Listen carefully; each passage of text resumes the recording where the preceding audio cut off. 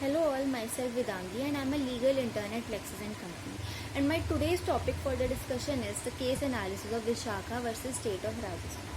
So gender equality includes protection of women from harassment at the workplace and also the right to work with dignity at the workplace.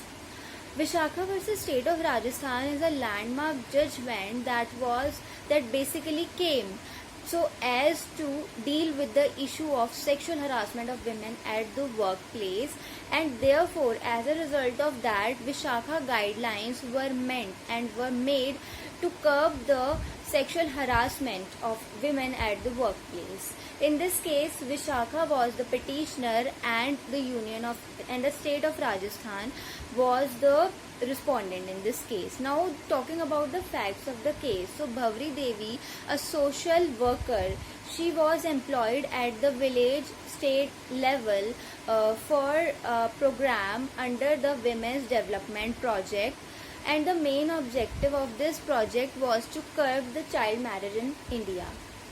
So she, as a result of her work, she tried to curb the child marriage of an infant who belonged to the nearby village of her home.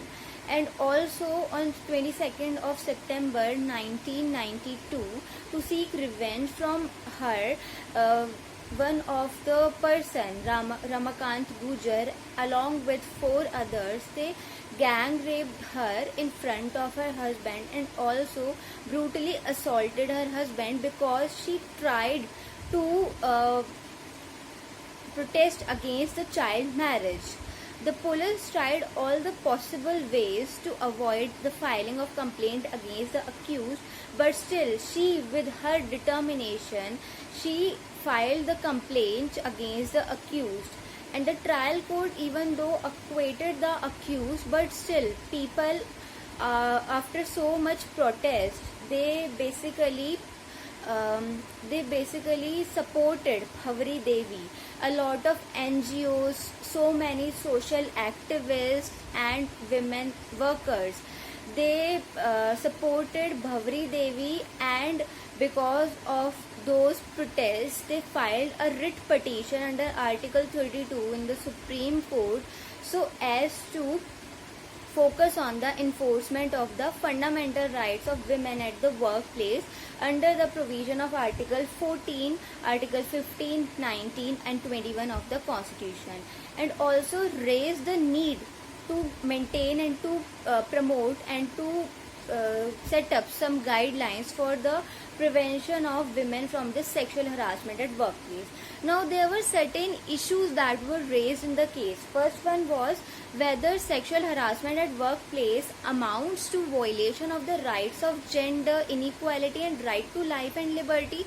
Other issue was whether the court could apply international law in the absence of applicable measures, and other issue was whether the employer has any responsibility when sexual harassment is done to the employees in the workplace.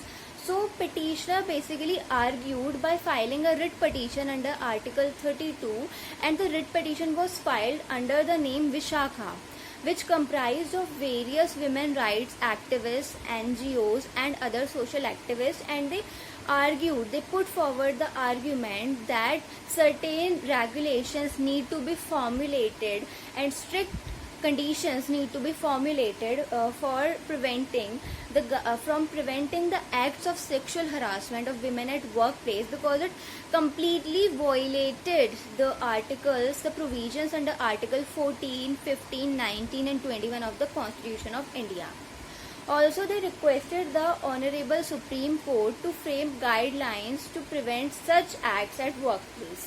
Now, what were respondents' arguments? So, the Solicitor General, appearing on the behalf of the respondents, they basically did something unusual. They were in the favor of the petitioners, and they also tried their best way to help in figuring out an effective method to curb sexual harassment at workplaces.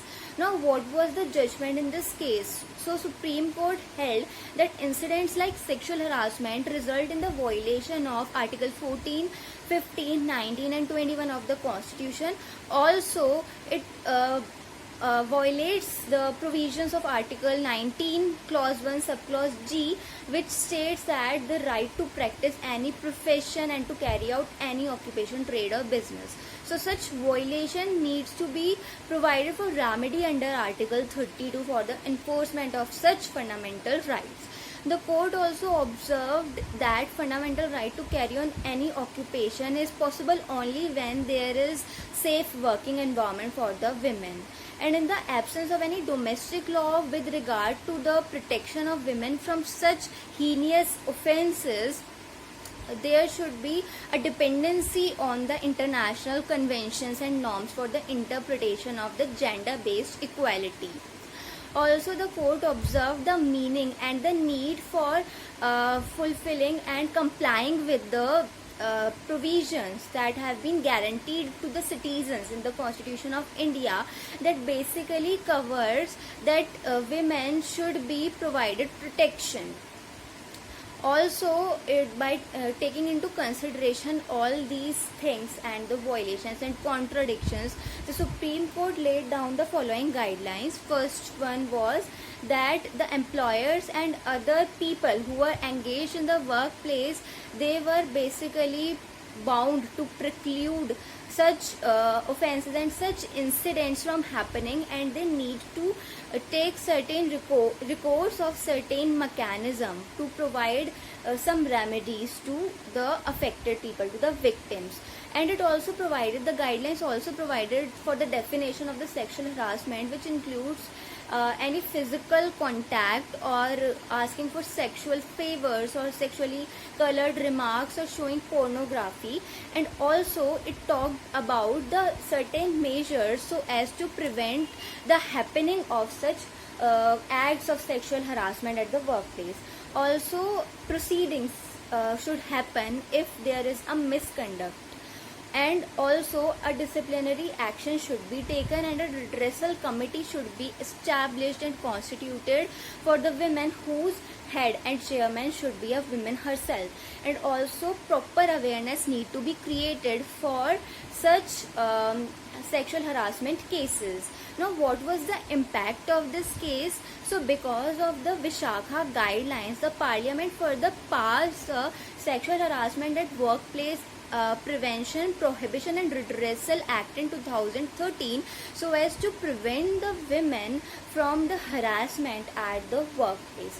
Now, what we can conclude from this entire case is that the constitutional principles of equality and liberty have been upheld by the Honorable Supreme Court in this Vishakha judgment, and also the inception of the law against sexual harassment has inspired so many women to come forward and raise their voice against such offences in spite of facing all these things silently. Vishakha guidelines formed the basis for the establishment of Sexual Harassment at Workplace Prevention, Prohibition and Redressal Act 2013, but still Bhavri Devi, she failed to seek the justice for whatever happened to her. She was brutally gang raped. Even though and despite of such strict regulations, guidelines and the act passed by the parliament, still our country is considered to be the most dangerous country for the women. So guys, that's all about my discussion on this case. I hope you all liked my video. If you guys have any doubt with regard to this video, then you can comment in the comment section. Also, don't forget to subscribe to our YouTube channel Lex Click. We will meet in the next video. Till then, bye.